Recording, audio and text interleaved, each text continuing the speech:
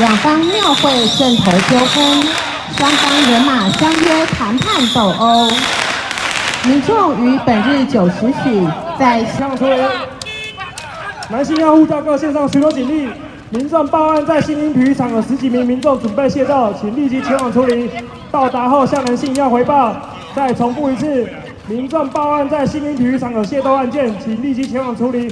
各勤务人员务必携带扩音器、警笛、警棍、防护型喷雾器、密录器。到达后向南信要回报，请侦查队立即支援前往处理。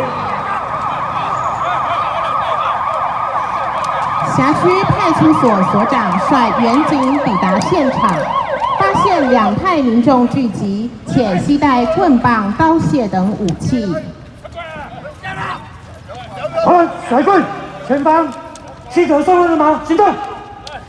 双方经到场警力制止，仍持续鼓噪，发生械斗情势，并有民众受伤。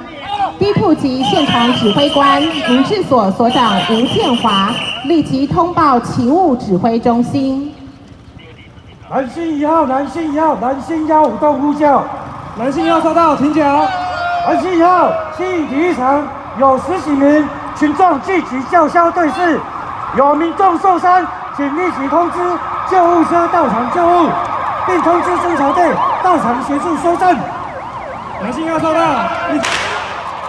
现场民众持续持棍棒相互对峙叫嚣，派出所所长率员警到达现场。所长下令隔离双方群众，因带头滋事者持续联络群众到场，目前警力仅有6名，现场集中警力处理单一目标事件，聚集警力不分散，以收杀敌理论成效。前人进，路线过门，前人进，前人进。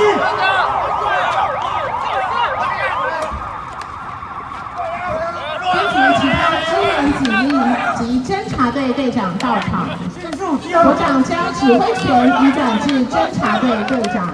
侦查队长对现场警力进行任务分工，警力分成人员警棍，涌动式及分流双方人马。现场警力齐声洪亮，并展现强势作为。双方带头滋事者发生械斗，现场警力以铁把逼和铁气条被现行犯逮捕。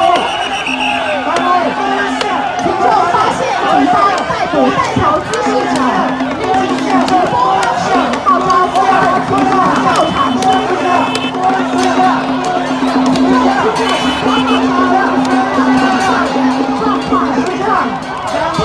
指挥官向局长报告，分局长日前向警察局申请区域联防分局及警察局直属大队警力协同支援。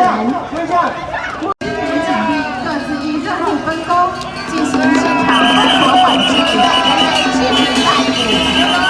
目前我们看到现场有民众丢掷烟雾弹，到场警力依刑法第175条公共危险罪逮捕，并针对网络号召群众煽惑犯罪的直播主，依刑法第153条煽惑他人犯罪逮捕侦办。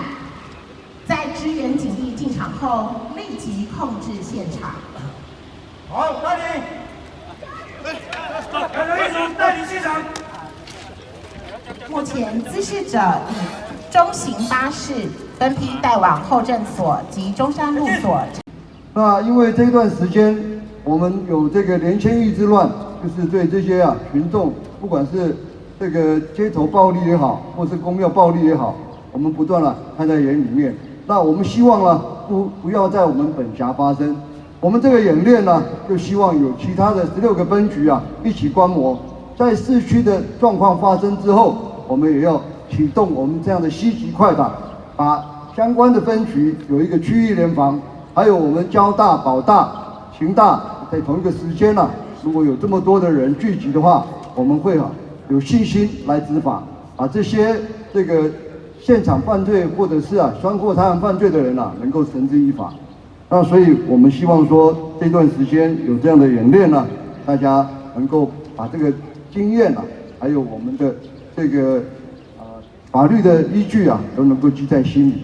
每一个人啊，能够把它这个记在心里，然后同时啊，因为不希望在执法的时候同仁有受伤，所以演练呢是训练的一个重要的一个成果。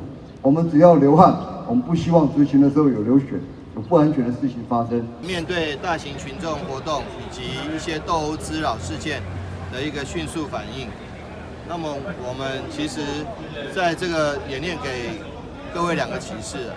第一个，柔性执法的时代已经过去了。过去警察有些人期待是人民保姆，但是事实上保姆是要这个把屎把尿、喂吃喂喝的。但是警察应该不只是人民保姆，他应该是人民的保护人。所以当民众生命财产受到威胁的时候，他应该能够明快的抵达现场来压制。那所以说，我们对于好人，警察绝对是保姆；但是对于一些违法犯纪的人，警察一定是最大的打击手。那我们其实刚刚提到了，不只是过去柔性执法的时代过去，现在变成是强力执法，有效压制，能够对于一些群众斗殴滋扰的事件，能够在最短的时间内，能够抵达现场。然后展开警力，展开对于一些不法活动的压制，这才是民众期待的警察的作为。